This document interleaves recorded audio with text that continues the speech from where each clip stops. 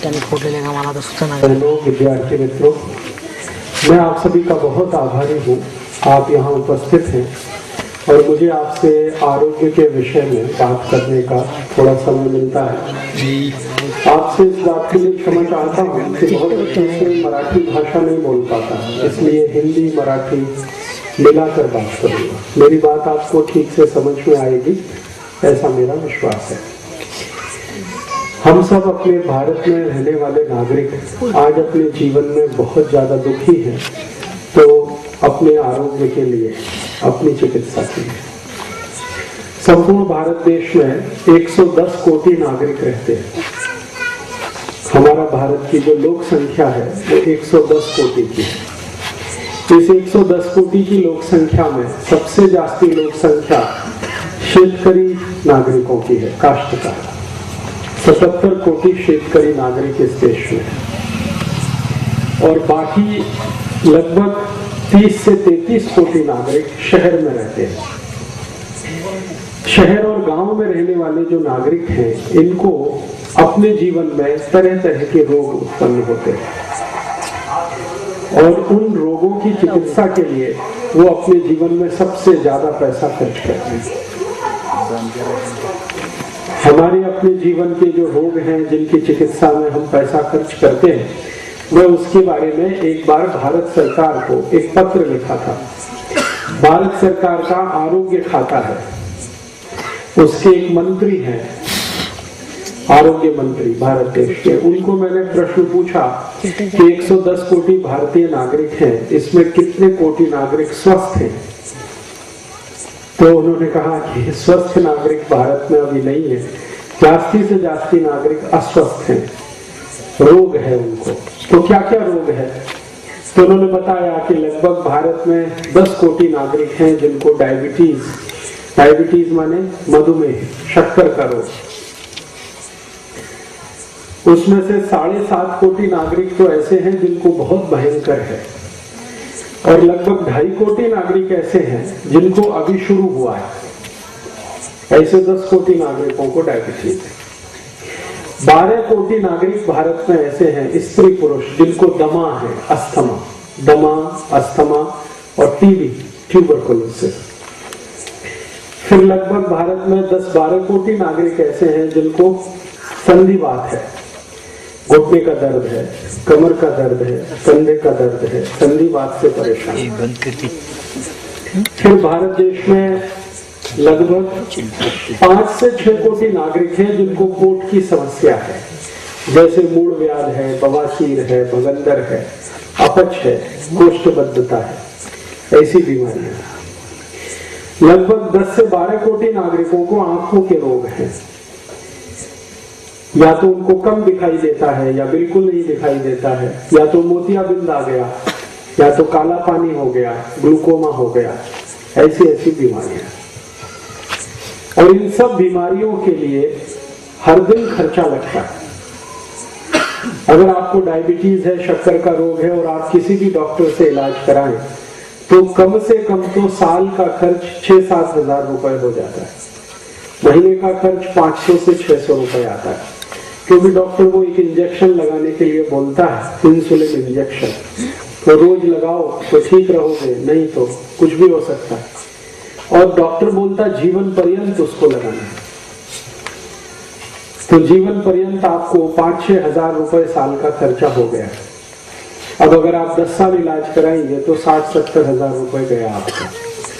ठीक होने की संभावना नहीं, क्योंकि एलोपैथी के सभी डॉक्टर बोलते हैं कि डायबिटीज रोग ठीक नहीं होता।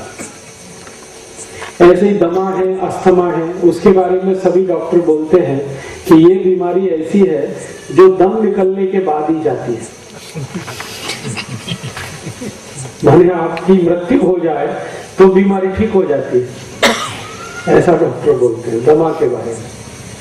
और दमा का इलाज अगर कोई एक व्यक्ति कराए एलोपैथी में तो महीने का खर्च कम से कम 700-800 रुपए आता है, साल का खर्च 10,000 रुपए तक आ जाता है। फिर भी ठीक होने की कुछ गारंटी नहीं। ऐसी मूल व्याध है, बवासीर है, भगंदर है, इसके बारे में वो कहते हैं ऑपरेशन कराओ, लेकिन ऑपरेशन के बाद फिर हो जाता है, फिर ऑपरेशन कराओ, फिर हो जाता है, और एक ऑपरेशन में 15-20 हजार रुपए खर्च हो जाता है। तो एक व्यक्ति को जिंदगी में 3-4 बार कराना पड़ा तो उसका 70-80 हजार रुपए गए। तो ये सब बीमारियां जो हमारे शरीर में है, इनका तो कुछ ऐसा इलाज होना चाहिए जो स्थायी हो, परमानेंट हो, बार बार बीमारी ना आए, एक बार में ठीक हो जाए और खर्चा भी ज्यादा ना लगे।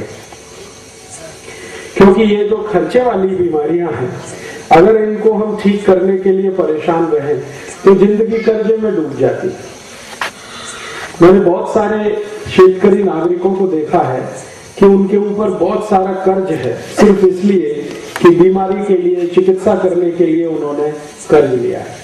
कई शेतकरी भाई ऐसे हैं जिनका घर बिक जाता है, जमीन बिक जाती है, गाय बैल सब बिक जाते हैं। ऐसी स्थिति गांव-गांव में है। मैं पिछले कई वर्षों से इस चिकित्सा विषय का अभ्यास करता हूं, और अभ्यास इस दृष्टि से करता हूं कि भारत के नागरिकों को सस्ती से सस्ती चिकित्सा कैसे मिले और जिंदगी भर वो ठीक रहे, स्वस्थ रहे, उसके लिए क्या उपाय हो। तो इस दृष्टि से मैंने भारत देश में सबसे पुरानी जो चिकित्सा पद्धति है उसका नाम है आयुर्वेद। आयुर्वेद चिकित्सा पद्धति का मैं पिछले कई वर्ष से अभ्यास करता हूं। भारत देश में आयुर्वेद चिकित्सा पद्धति लगभग 5000 वर्ष पुरानी है। जब इस देश में भगवान कृष्ण हुए ना, महाभारत हुआ, उसको 5000 वर्ष पूरे हो गए।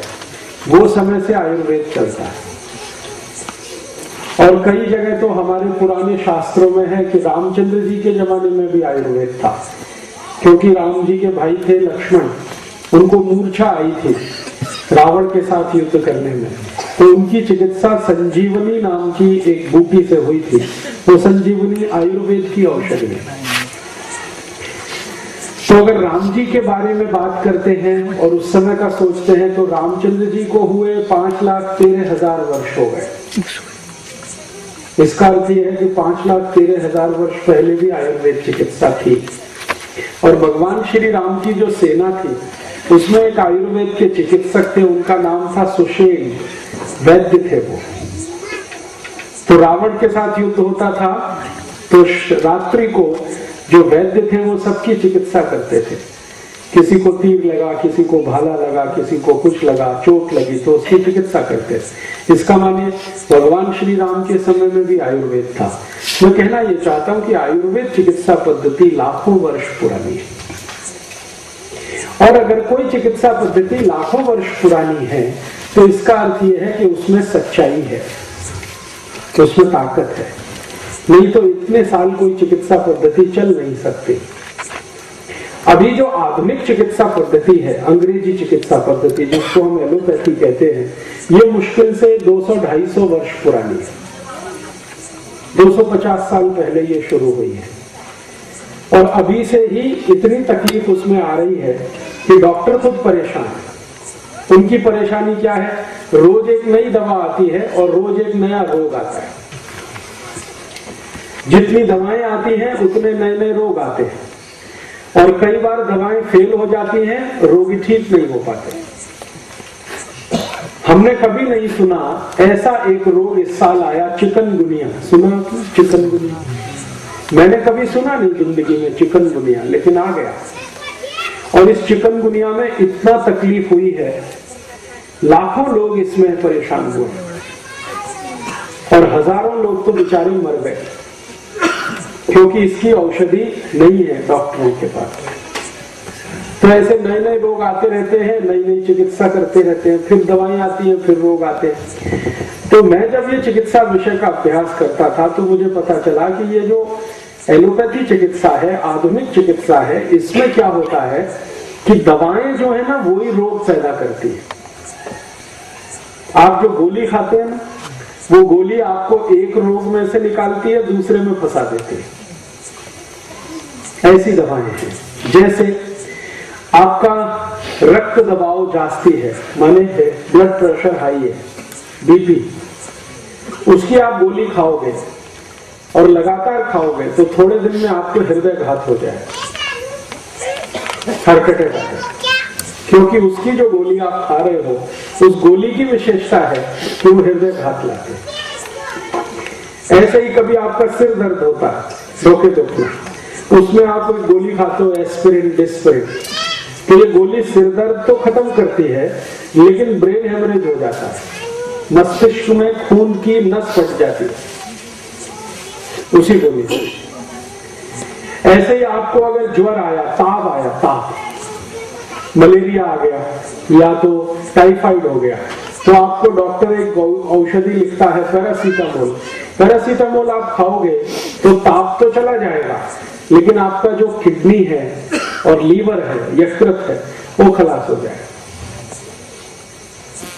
क्योंकि एलोपैथी की दवाएं ऐसी हैं, वो एक रोग खत्म करती है, दूसरा पैदा होता है, दूसरा खत्म करती है, तीसरा पैदा होता है। इसलिए जिंदगी भर आपको डॉक्टर के चक्कर में फंसना पड़ता है और आप हमेशा निरोगी नहीं रह पाते, स्वस्थ नहीं रह पाते।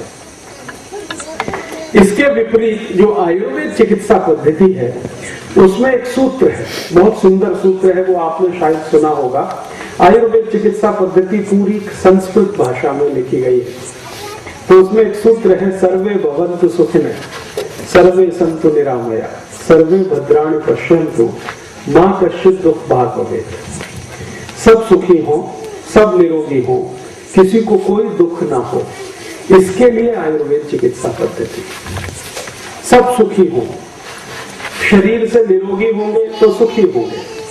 अगर आपको शरीर में कोई रोग है तो आप कभी सुखी नहीं रह सकते, और अगर शरीर निरोगी है, स्वस्थ है आप, तो जिंदगी भर सुखी रह सकते। तो आयुर्वेद चिकित्सा पद्धति कहती है सब सुखी हो, सब निरोगी हो, किसी को कोई रोग ना हो, किसी को कोई दुख ना हो, ऐसी है।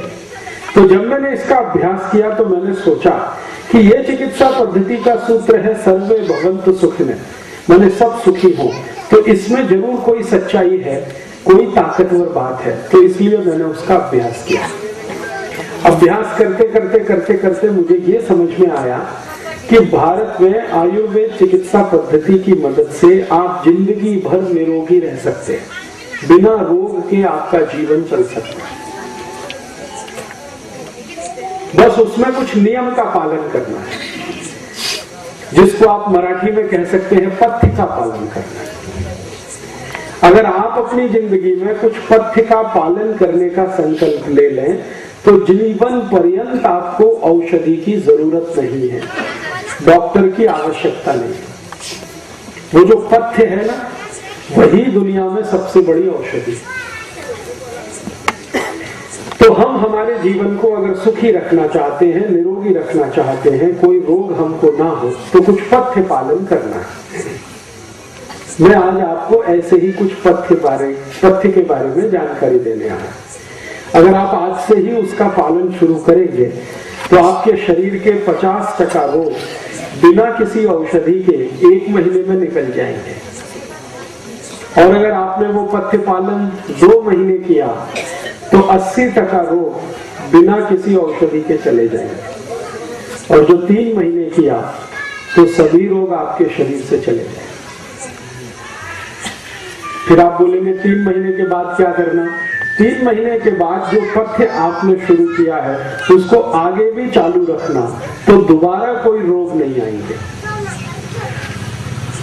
ये है आयुर्वेद का सरल सूत्र। अब आप बोलेंगे वो पथ्य क्या है? मैं आपको छोटी छोटी कुछ माहिती देता हूं। हमारा शरीर सबसे ज्यादा जो महत्वपूर्ण अंग है अपने शरीर का, वो है पोट, हमारा पेट। क्यों?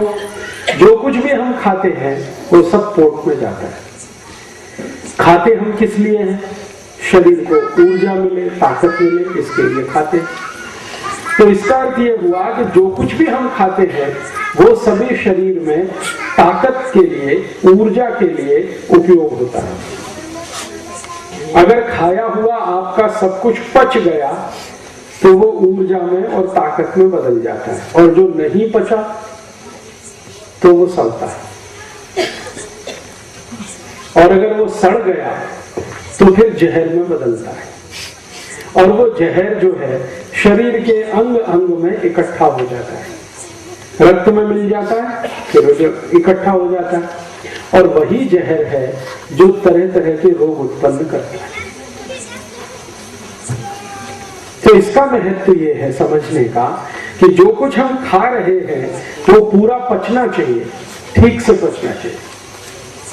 आप जानते हैं कि जो भोजन आप करते हैं, भाकरी खाया आपने, चावल खाया, दाल खाया, आमटी खाया, सब्जी खाया, तरकारी खाया, मिठाई खाई, दूध पिया, दही खाया, पाक पिया, ये सब शरीर में अंदर जाके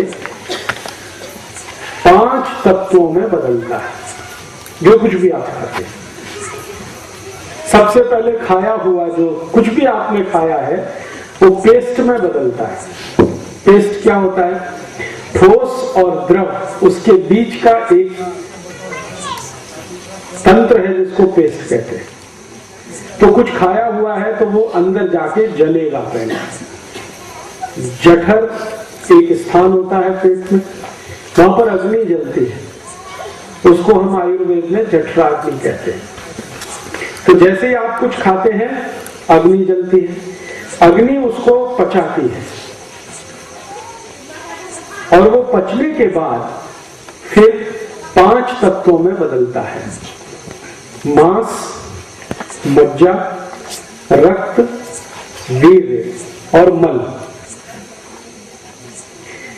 जो कुछ भी आपने खाया है ये 5 चीजों में बदलता है। मांस जो आपके शरीर में, मज्जा हड्डियां जिसको आप कहते हैं, हड्डियों में काम आने वाली चीज, रक्त आप सभी जानते हैं खून, वीर्य आपको मालूम है, और अंत में मल। मल जो है वो बिना पचे हुए भोजन का भाग है। जो भोजन आपको पचने के काम में नहीं आएगा वो मल के द्वारा बाहर निकल जाएगा, और जो काम आएगा वो है मांस, मज्जा, रक्त और वीर्य। ये सभी में होता है, मनुष्य में, पुरुष में हो, स्त्री में हो, बच्चे में हो, बूढ़े में हो, सब में होता है। और मनुष्य के बाहर जो जानवर हैं उनमें भी होता है। कुत्ता है, गाय है, भेड़ है, बकरी है, उनके शरीर में भी यही होता है। भोजन करेंगे 5 चीजों में उनके यहाँ भी बदलता है। अब हम जो भोजन कर रहे हैं वो बराबर पाचन हो, उसका रक्त बने, मांस बने, मज्जा बने, वीर्य बने, और जो बचा हुआ है कचरा वो मल बने, मल शरीर के बाहर निकले। ऐसे ही हम जो पी रहे हैं वो भी शरीर में ऐसे ही 5 चीजों में बदलता है, और अंत में जो कचरा है वो मूत्र में बदलता है। तो खाने वाला अंत में कचरा मल है, पीने वाला अंत का कचरा मूत्र है। तो मल और मूत्र तो शरीर के बाहर है, क्योंकि इसकी जरूरत नहीं है शरीर को। शरीर को जिस चीज की जरूरत नहीं है उसको वो निकाल देता है, और जिसकी जरूरत है वो शरीर में काम आता है। मांस, मज्जा, रक्त, वीर्य की हमेशा जरूरत पड़ती है तो वो शरीर के काम आता है। तो जो मुख्य बात है चिकित्सा की वो ये समझने की है कि हम जो भी कुछ खा रहे हैं वो ठीक से पचना चाहिए, उसका मांस, मज्जा, रक्त, वीर्य ठीक से बनना चाहिए। ये बहुत महत्वपूर्ण है। तो ठीक से पचना चाहिए, इसके लिए आयुर्वेद में कुछ सूत्र बनाए, कुछ पथ्य बनाए, और वो पथ्य में 2-3 महत्व की बातें हैं जिनको आज से आप याद रखिए। अगर आपको निरोगी रहना है, रोग मुक्त रहना है, कभी भी बीमार नहीं पड़ना है, तो अपनी जिंदगी में कुछ पथ्य का पालन करिए। उसमें से पहला पथ्य ये है कि जब भी आप खाना खाते हैं तो खाना खाने के 1 तास के बाद पानी पीजिए। ये पहला पथ्य है। अभी कई बार क्या होता है कि हम खाने के साथ साथ पानी पीते रहते हैं। कई लोगों को मैंने देखा है कि खाना कम खाते हैं, पानी ज्यादा पीते रहते हैं। एक टुकड़ा खाया, फिर पानी पी लिया, फिर दूसरा, फिर पी लिया, फिर तीसरा, फिर पी लिया। इससे बड़ी समस्या होती है। समस्या क्या होती है वो समझ लीजिए। आपने जो कुछ खाया, मैंने आपको बोला, अंदर जाके वो जलता है, और वो जलेगा तो उसमें से मांस, मज्जा, रक्त, वीर्य बनेगा। अब आपने भोजन किया, अंदर जलने के लिए अग्नि पैदा हुई, और आपने तुरंत पानी पी लिया। अब क्या होगा? अग्नि शांत हो जाएगी। और अगर अग्नि नहीं है तो जलेगा नहीं वो, और जलेगा नहीं तो पचेगा नहीं, पचेगा नहीं तो सड़ेगा, और सड़ेगा तो जहर बनेगा, जहर बनेगा तो 108 रोग पैदा करेगा। अब क्या क्या रोग पैदा होंगे वो आप सुन लो। जिनको भी भोजन पचता नहीं उनको सबसे पहला रोग शुरू होता है पेट में गैस बनना।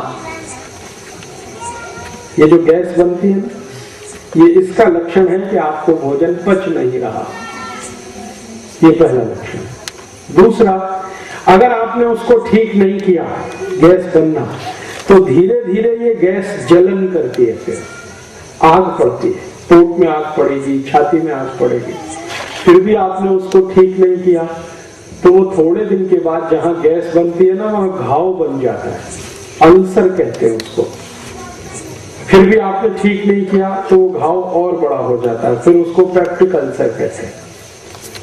और फिर भी आपने ठीक नहीं किया तो फिर वही कैंसर हो जाता है। और इसी कैंसर होने के पहले घाव अगर पेट के थोड़े नीचे के हिस्से में बन गया, थोड़े ऊपर के हिस्से में तो कैंसर हो जाएगा, पेट के थोड़ा नीचे के हिस्से में बन गया तो बवासीर हो जाएगा, मूल व्याध हो जाएगा, बगंदर आ जाएगा। और बवासीर, मूल व्याध, बगंदर थोड़े ज्यादा दिन चल गया तो वहां भी फिर कैंसर हो जाएगा। इसलिए खाना खाने के बाद खाने का पचना बहुत जरूरी है, और खाने के पचने के लिए आग जलना बहुत जरूरी है। तो आग जलने के लिए पानी नहीं पीना जरूरी है। अगर पानी पिएंगे आग बुझ जाएगी। तो आयुर्वेद का पहला पथ्य है, पहला नियम है कि जिंदगी भर अच्छे से खाना आपको पचे तो आप खाने के तुरंत बाद कभी भी पानी नहीं पीना। पानी पीना हो तो कम से कम 1 तास के बाद पीना। अब आपका एक प्रश्न आएगा कि खाना खाते खाते गले में फंस गया तो आयुर्वेद का दूसरा पथ्य है कि खाने को धीरे धीरे खाना, हड़ू हड़ू, जल्दी जल्दी नहीं, सावकाश।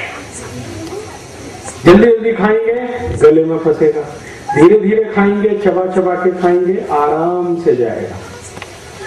तो कितना धीरे खाना खाना, इसके लिए दूसरा पथ्य है। आपके मुंह में दांत कितने हैं एक बार आप गिन लो।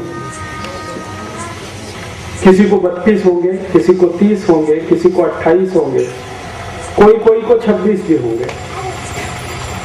दांत सभी को हैं, गिन लो आप। तो आयुर्वेद का नियम यह है कि जितने आपके दांत हैं उतनी बार भोजन को चबाना। आपने भाखरी का एक टुकड़ा तो मुंह में रखा, अगर आपके 32 दांत हैं तो उसको 32 बार चबाना। अगर 30 दांत हैं तो 30 बार चबाना, 28 दांत हैं 28 बार चबाना। 2-3 दिन गिनकर चबाना। 2-3 दिन अगर आपने गिन लिया तो चौथे दिन से अपने आप वो बिना गिने ही उतनी बार वो मुंह चबाएगा, क्योंकि वो कंप्यूटर में फिक्स हो जाएगा। ये जो दिमाग है ना, ये कंप्यूटर है, और जबरदस्त कंप्यूटर है। इससे बढ़िया दुनिया में कोई कंप्यूटर नहीं। तो आपने 1 दिन गिना, 2 दिन गिना, तीसरे दिन से गिनने की जरूरत नहीं पड़ेगी, वो मुंह 32 बार ही चलेगा। बस आप उसका नियम भंग नहीं करना। तो आयुर्वेद का पहला पथ्य मैंने बोला कि खाने के 1 तास बाद पानी पीना। दूसरा पथ्य है कि खाने को चबा चबा के खाना। एक बार का भाखरी अगर खाया या रोटी खाया तो कम से कम 32 बार चबाना। दांत आपके अगर 30 हैं तो 30 बार चबाना, 28 है तो 28।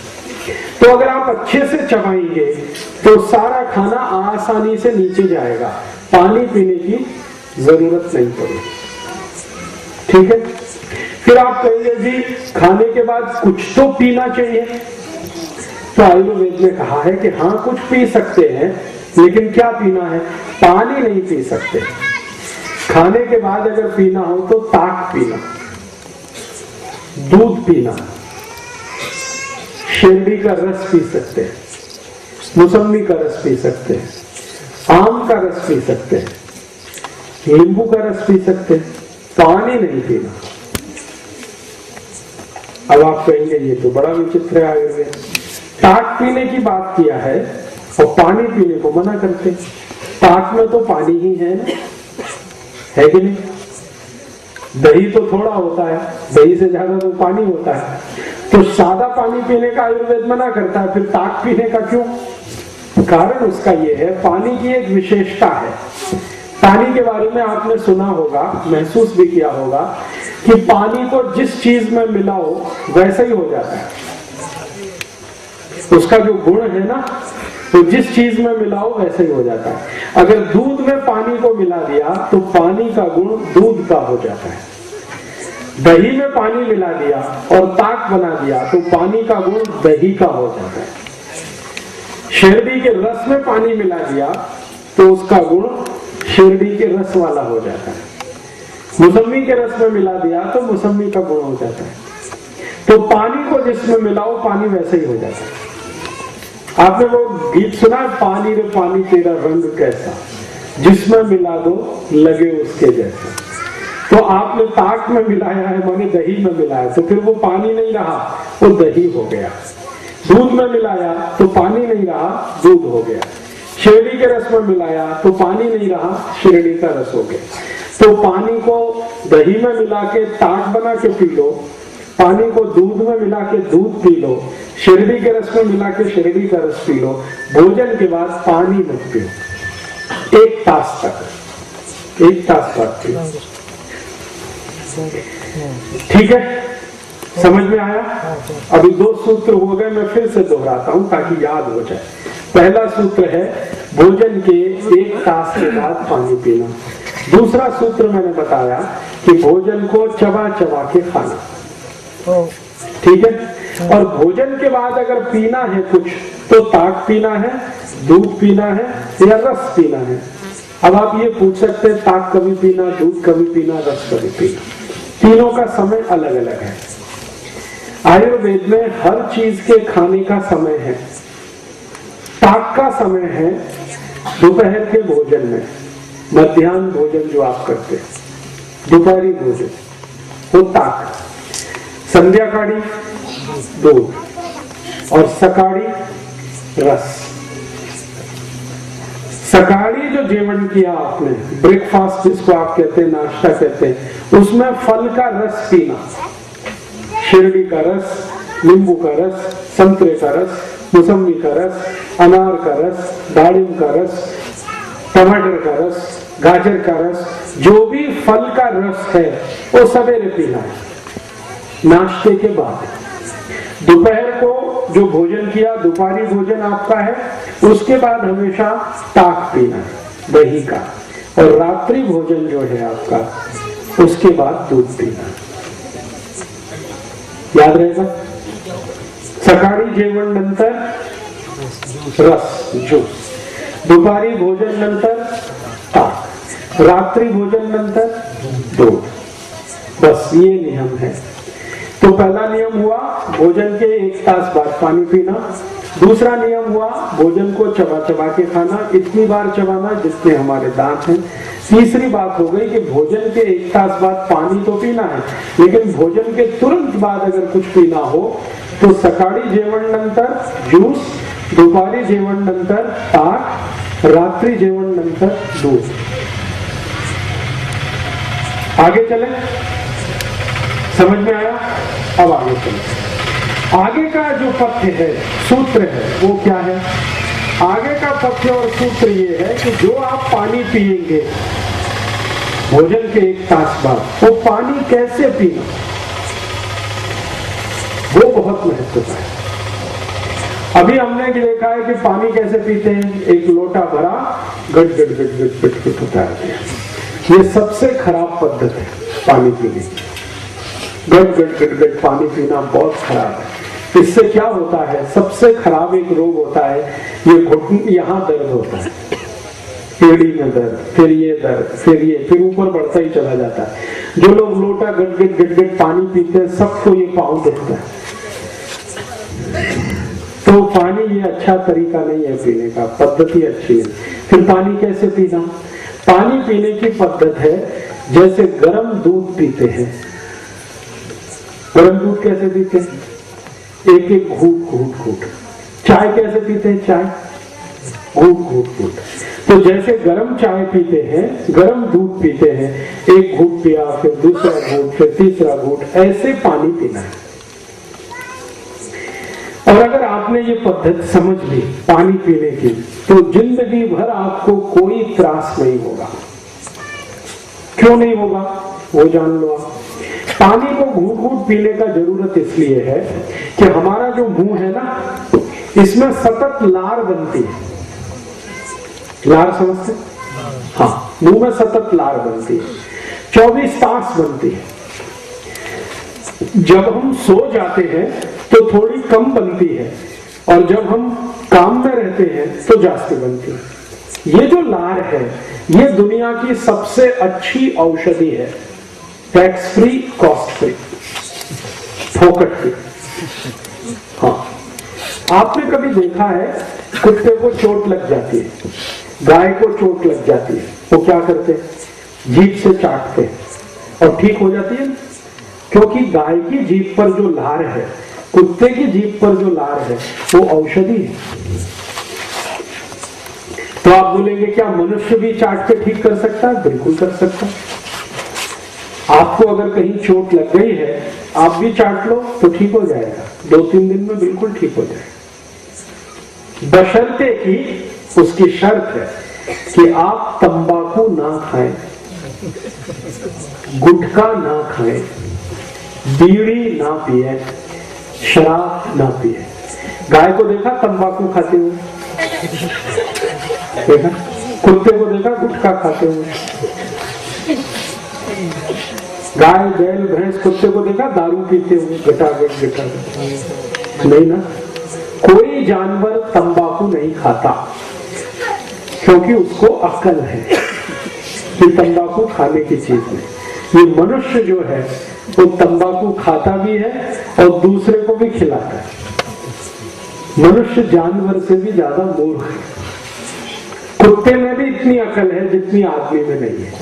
कुत्ते के सामने तंबाकू रख दो, सूंघ के हट जाएगा, लेकिन मनुष्य को वो तंबाकू फोकट में मिलेगी, रगड़ेगा और खाएगा, और दूसरे को कहेगा भाई तू भी खा ले, अभी तू भी मर ले मेरे। तो अगर आप तंबाकू ना खाएं, गुटखा ना खाएं, बीड़ी सिगरेट ना पिए और शराब ना पिए, तो आपका जो लार है ना जीभ का, ये सबसे अच्छी औषधि है। आप अगर अपने शरीर के किसी भी अंग को चाटेंगे तो आप भी ठीक कर लेंगे उसको। और अगर आप कहेंगे जी चाटना मुश्किल है, तो दूसरा उपाय बता देता हूं। आपके मुंह का थूक अगर उस पर लगाएंगे तो बिल्कुल ठीक हो जाता है। मनुष्य के लार में भी औषधि है, जानवरों में भी औषधि है। तो आयुर्वेद ये कहता है कि ये जो मुंह की लार है, क्योंकि इसमें औषधि है, इसलिए ये बाहर नहीं जानी चाहिए, ये पेट के अंदर जानी चाहिए। तो पेट के अंदर लार जास्ती से जास्ती जाएगा तब जब पानी को घूट घूट करके पिए। अगर गट पानी पिया तो लार नहीं जाता। घूट घूट पानी पिएंगे, पानी मुंह में रहेगा तो लार को अंदर लेके जाएगा। तो मुंह के लार को पानी के साथ मिलाकर अगर आप अंदर लेंगे तो जिंदगी में कभी कोई रोग नहीं आएगा, क्योंकि ये जो लार है ना, वात, पित्त, कफ तीनों का नाश करने वाली है। और 3 ही तरीके से रोग आते हैं, या तो वात के कुछ रोग हैं, या तो पित्त के हैं, या तो कफ के हैं। चौथा कोई रोग दुनिया में नहीं है। वात के रोगों की संख्या लगभग 48 है, पित्त के रोगों की संख्या लगभग 50 के आसपास, और कफ के रोगों की संख्या भी लगभग 50 के आसपास है। कुल आपके शरीर में 148 रोग हैं, और उन सभी रोगों को ठीक रखने की ताकत लार में है। इसलिए आयुर्वेद कहता है कि हमेशा पानी पियो तो घूट घूट भर के पियो। कर सकते हैं? आज से ही चालू करें। तो आप कहेंगे समय बहुत लगेगा, लगने दीजिए। आपको करने का क्या है?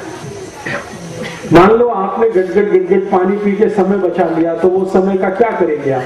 टीवी देखेंगे, फालतू का नाच गाना सुनेंगे, उसमें समय खराब ही होने वाला है। और इधर आप पानी गट पी के समय बचा लीजिए, फिर बीमारी आएगी तो डॉक्टर के दवा खाने में समय जाने वाला है। वो जो बचाया तो दवा खाने में चला गया, 2 महीने 3 महीने भर्ती रहना पड़ेगा, ऑपरेशन कराना पड़ेगा, हजारों रुपए खर्च करना पड़ेगा। तो खाने पीने का समय मत बचाइए। 1 गिलास पानी पीने में 10 मिनट लगता है, लगने दीजिए, 15 मिनट लगता है, लगने दीजिए, एक घूंट करके पानी पीजिए।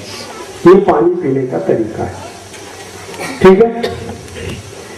अब एक आगे का पथ्य है कि पानी जो पीना है, कभी भी ठंडा पानी नहीं पीना है। गार पानी, बर्फ डाला हुआ पानी कभी भी मत पीजिए, क्योंकि दुनिया की सबसे खराब चीज यही है, गार पानी, ठंड पानी। ये जो फ्रिज में पानी की बोतल भर के रखते हैं ना, फिर पीते हैं, ये बहुत ही तकलीफ देने वाला है। और कोई लोग तो पानी में बर्फ मिला के फिर पीते हैं, और भी तकलीफ देने वाला। मैं आपको कुछ एक माहिती देता हूँ। दूसरे देशों में, विदेशों में मैंने बहुत प्रवास किया है, यूरोप में और अमेरिका में क्या होता है, गार पानी पीते हैं, ठंड पानी। और इतना गार होता है कि पानी फ्रिज में रखते हैं और खूब ठंड होता है, फिर उसमें बर्फ डालते फिर पीते। ये उनका तरीका है। परिणाम क्या होता है, जब बहुत गार पानी पिएंगे तो सवेरे सवेरे जब वो संडास घर में घुसते हैं ना, तो 2-2 तास बाहर नहीं आते, वहीं बैठे रहते हैं। उनको पूछो भाई क्या कर रहे हो 2 तास संडास घर में, वो कहते हैं व्रत पत्र पढ़ रहे हैं, न्यूज़पेपर पढ़ रहे हैं, मैगजीन पढ़ रहे हैं, पुस्तक पढ़ रहे हैं। क्यों पढ़ रहे हैं? पोट साफ नहीं होता, बैठना पड़ता है, बहुत ताकत लगाते हैं, फिर भी पोट साफ नहीं होता। कभी कभी गाना भी गाते हैं, मेरे सपनों की रानी कभी आएगी, वो आती नहीं है। एक तास 2-2 तास बैठते, फिर अंतिम दुष्परिणाम क्या होता है कि पोट साफ नहीं हुआ ना, तो मुंह से बदबू आती है। तो मुंह की बदबू को रोकने के लिए टूथपेस्ट घिसते हैं, लेकिन टूथपेस्ट क्या करता है, 15 मिनट बदबू दूर करता है, फिर आती है, तो फिर वो माउथ फ्रेशनर स्प्रे करते हैं। और जास्ती तास संडास साफ नहीं हुआ तो शरीर से दुर्गंध बहुत आती है, पसीना निकलता है ना, उसमें बहुत दुर्गंध आती है। और उस पसीने की दुर्गंध को दबाने के लिए सेंट स्प्रे करते हैं, टैल्कम पाउडर लगाते हैं, ताकि ये पसीने की दुर्गंध दबी रहे। लेकिन इतने मूर्ख हैं, पोट साफ नहीं करते, बाकी सब करते हैं। दांत में पेस्ट घिसेंगे, लिस्ट्रीन स्प्रे करेंगे, बगल में स्प्रे करेंगे, यहाँ स्प्रे करेंगे, टैल्कम पाउडर लगाएंगे, लेकिन बदबू तो आती ही है, क्योंकि वो तो अंदर की खराबी है। अंदर की खराबी ठीक नहीं करते, क्योंकि गार पानी पीते रहते। और ज्यादा दिन अगर ये पोट साफ नहीं हुआ तो फिर आप जानते हैं ये जो मल है, यही पोट में चिपक के अंतड़ियों पर इकट्ठा होता है, तो यही फिर बवासीर, मूलव्याध और बगंदर में बदल जाता है। और ज्यादा दिन पोट साफ नहीं हो तो शरीर में वजन बढ़ना शुरू हो जाता है, मोटापा आता है।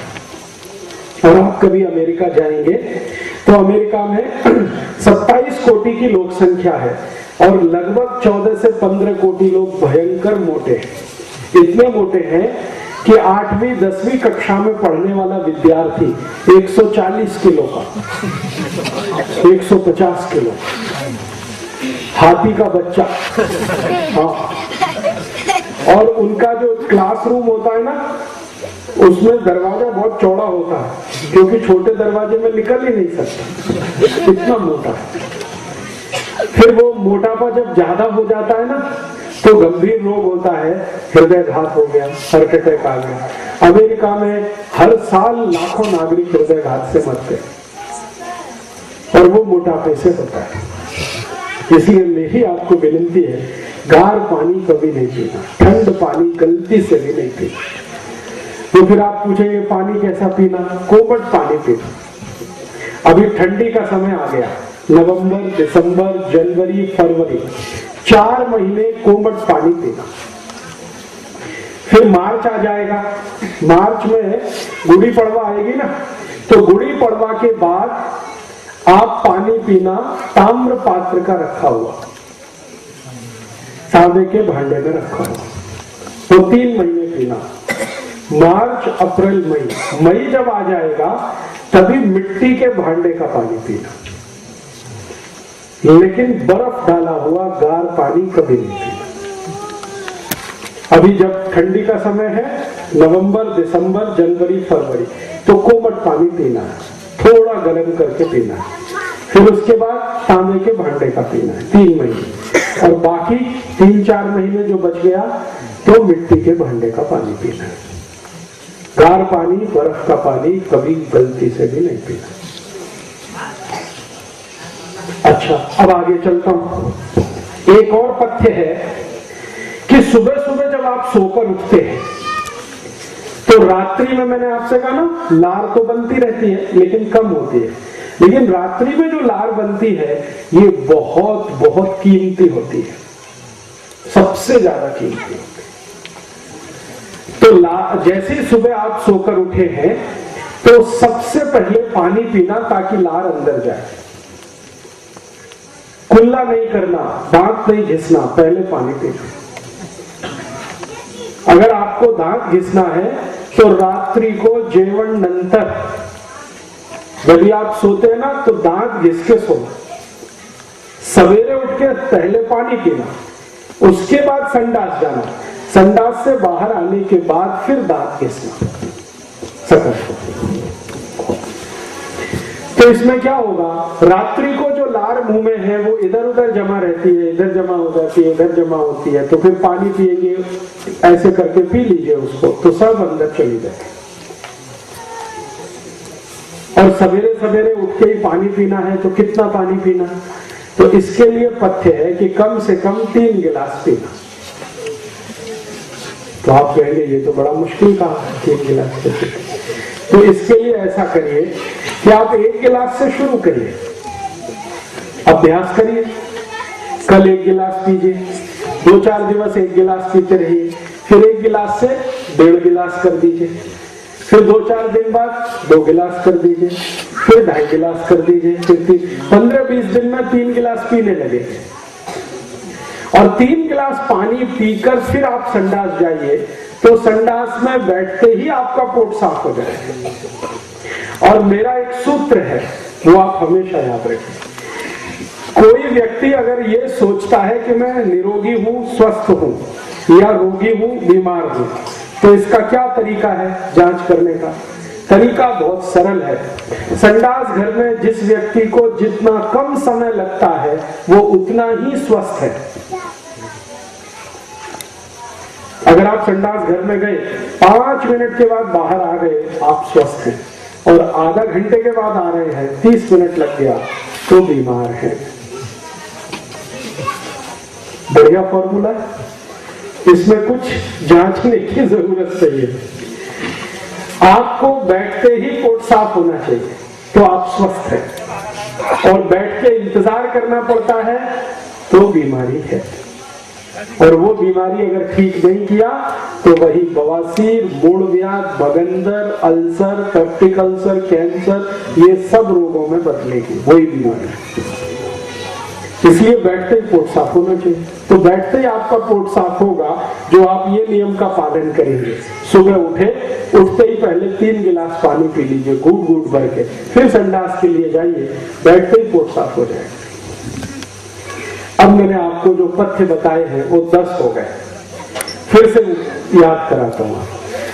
सबसे पहला पथ्य में बोला था भोजन के 1 तास बाद पानी पीना, पहला। दूसरा पथ्य मैंने बोला कि भोजन को चबा चबा के खाना, जितने दांत हैं उतनी बार चबाना। तीसरा पथ्य मैंने बोला कि कभी भी भोजन करना है और उसके बाद पीना है कुछ, तो सकाळी जेवण नंतर ज्यूस, दुपारी जेवण नंतर ताक, रात्रि जेवण नंतर दूध। चौथा सूत्र मैंने बोला कि पानी कभी भी पीना हो तो घूट घूट भर के पीना, पिट पिट पिट पिट। आगे का सूत्र मैंने बोला कि गार पानी कभी नहीं पीना, ठंड पानी कभी नहीं पीना, कोमट पानी पीना अभी सर्दी के दिन में। और जब थोड़ा गुड़ी पड़वा से गर्मी शुरू होगी तांबे के भांडे का, और जास्ती गर्मी होगी तो मिट्टी के भांडे। फिर मैंने नियम बताया कि सकाळी उठते ही सबसे पहले पानी पीना, उसके बाद आपको संडास में जाना। ये कुल मिला के अभी 10 सूत्र हो गए। आपके समझ में आ गए? नहीं आए हो तो पूछिए। बराबर समझ में आया? आपको पीछे समझ में आया? आपको समझ में आया? सबको समझ में आया? आगे बढ़ू? नहीं आया हो तो पूछ लो अभी। अगर समझ में आया तो मैं आगे बढ़ता हूं, नहीं तो अभी पूछो प्रश्न। बराबर समझ में? चलो अब आगे बढ़ता हूं। हमारे शरीर को जीवन जितना आवश्यक है, नींद उतनी ही आवश्यक है। निद्रा, झोप बहुत आवश्यक है। झोप, और अगर झोप अच्छी नहीं है तो कम से कम शरीर में 50 रोग होते हैं अगर झोप अच्छी नहीं है। जिनको भी अच्छी झोप नहीं है उनको सबसे पहला रोग शुरू होता है डोके दुखना, आंख दुखना, मांडी दुखना, कंधे दुखना। और जास्ती दिन झोप अच्छी नहीं आएगी तो और भी खतरनाक रोग होते हैं। और उनमें से एक तो रोग इतना खतरनाक होता है, मिर्गी के दौरे पड़ना, अपस्मार होना, एपिलेप्सी होना। ये सब रोग झोप अच्छी नहीं होने के हैं। तो आयुर्वेद ये कहता है कि जीवन इतना अच्छा, झोप उतनी अच्छी, झोप भी अच्छी होनी चाहिए। आप बोलेंगे अच्छी झोप कितनी होनी चाहिए? उसका नियम ये है कि आप अगर खेत में काम करते हैं, काश्तकार है, शेतकरी है, तो कम से कम आपकी झोप 7 से 8 तास होनी चाहिए। कम से कम 7 तास, जास्ती से जास्ती 8 तास, इतनी झोप आपकी होनी चाहिए। अगर खेत में काम करते हैं, काश्तकार है, शरीर का काम करते हैं। कोई लोग अगर मजदूरी करते हैं तो उनको भी 7 से 8 तास की झोप होनी ही चाहिए। शरीर का जितना ज्यादा मेहनत है उतनी ज्यादा झोप होनी चाहिए। और अगर खाली मानसिक काम करते हैं, दिमाग का काम करते हैं, पेन चलाते हैं, कागज पर लिखते हैं, जैसे बैंक में आप काम करते हैं, बैंक में शरीर का तो कुछ काम नहीं है, कुर्सी पर बैठे, मेज पर रजिस्टर, उसमें लिखना। तो ऐसे लोग जो शरीर का काम नहीं करते, जैसे टीचर है, क्लास में खड़े खड़े पढ़ाना है, या बैंक में काम कर रहे हैं, या तो किसी ऐसी कंपनी में काम कर रहे हैं जहां मेज कुर्सी पे भी बैठना पड़ता और कुछ नहीं, तो ऐसे लोगों की कम से कम झोप 6 तास होनी चाहिए, जास्ती से जास्ती 7 तास होनी चाहिए। माने किसी भी स्थिति में 6 तास की झोप तो होनी ही चाहिए और जास्ती से जास्ती 8 तास की होनी चाहिए। ये किसके लिए है? बड़े लोगों के लिए। बड़े लोगों से मतलब जिनकी उम्र 60-70 साल से लेकर 25-30 साल के बीच में, उनके लिए। और जिनकी उम्र 14-15 साल के आसपास है, 20 के नजदीक है, वो 1-2 तास जास्ती सो सकते हैं, 9 तास की झोप ले सकते हैं। और उससे भी छोटे हैं, 5-6 साल के बच्चे हैं, इनको 10 तास की झोप चल सकती है। और जो सबसे छोटे बच्चे हैं, 3 बरस से कम, उनको 12 से 14 तास की झोप चाहिए। और जो 1 बरस से कम है, उनको 18 तास की झोप चाहिए। ये है। तो बच्चे की उम्र जितनी कम है, झोप उतनी ज्यादा, उम्र जितनी ज्यादा, झोप उतनी कम। तो हम देख लें हमारी उम्र क्या है, उसके हिसाब से जोड़ लें। अब अच्छी झोप आए आपको, तो इसके लिए आयुर्वेद ने कुछ पथ्य बताया। सबसे पहला पथ्य ये है कि रात्रि को झोप लेने का समय पक्का करिए आप 9 बजे।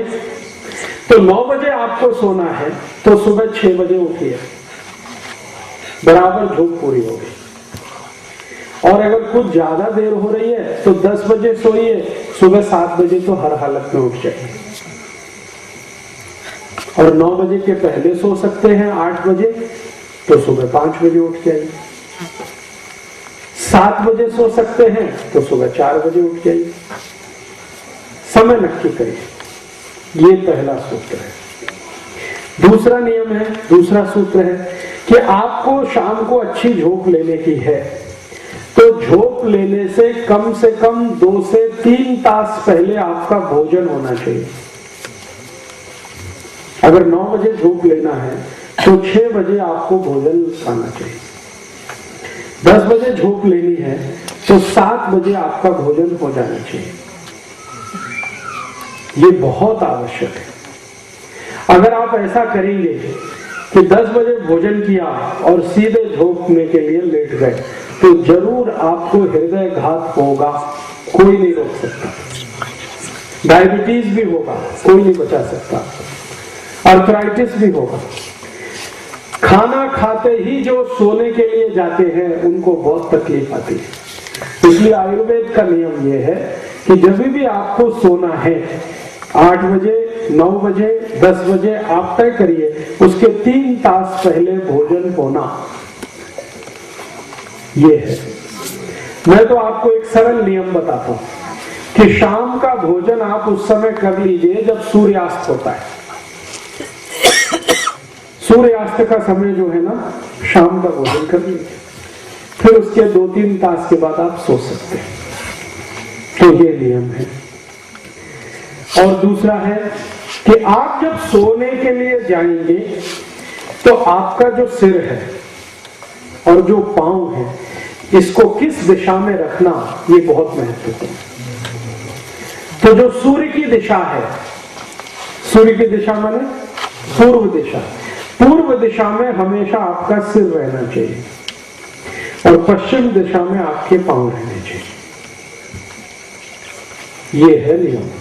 पूर्व में सिर, पश्चिम में पांव। और कभी कभी अगर इसमें कुछ बदल करना है तो एक ही बदल हो सकता है कि दूसरा आपको बदल करना है तो दक्षिण में सिर और उत्तर में पांव। कभी भी उत्तर दिशा में सिर करके मत सोना, नहीं तो बहुत जल्दी मृत्यु आएगी। आपको मालूम है, जिस व्यक्ति की मृत्यु हो जाती है उसका सिर हमेशा उत्तर की दिशा में किया जाता है, पांव दक्षिण में, क्योंकि उत्तर की दिशा मृत्यु की दिशा है। मरने के बाद ही व्यक्ति का सिर उत्तर में किया जाता है, जीवित रहने पे नहीं। तो इसलिए इसका याद रखना बहुत जरूरी है। पूर्व दिशा में सिर, पश्चिम में पांव, ये सबसे अच्छा है। और अगर कुछ कारणवश नहीं हो पा रहा है तो दक्षिण में सिर, उत्तर में पांव कर सकते हैं। आज ही घर में बदल कर लीजिए। आपके घर का जो बिस्तर है, अगर आप चारपाई पे सोते हैं, पलंग पे सोते हैं, तो उसका सिर पूर्व दिशा में कर लीजिए। जमीन पे सोते हैं तो सबसे अच्छा, कभी भी आसानी से बदल किया जाता है। तो अच्छा झोंक लेना है तो पूर्व में सिर करिए, ठीक है। अब उसके आगे का एक तथ्य है कि जब आप झोंक लेने के लिए लेट गए, तुरंत झोंक आनी चाहिए आपको। ये नहीं कि ऐसे ऐसे बदल कर रहे हैं, करवट बदल रहे हैं, कभी इधर कभी इधर, कभी इधर कभी इधर। बहुत लोग हैं आधा आधा तास ऐसे ही घूमते रहते हैं बिस्तर पे, झोंक ही नहीं आती। तो इसका मतलब कुछ रोग है आपको। तो तुरंत आपको झोंक आए, इसके लिए एक बहुत सरल पथ्य है आयुर्वेद का कि आप जैसे ही लेट गए तो ये दाहिना नाक है ना, इसको बंद कर दीजिए और बाएं नाक से सांस भरिए और छोड़िए, सांस भरिए, सांस छोड़िए, सांस भरिए, सांस छोड़िए, ऐसे करके।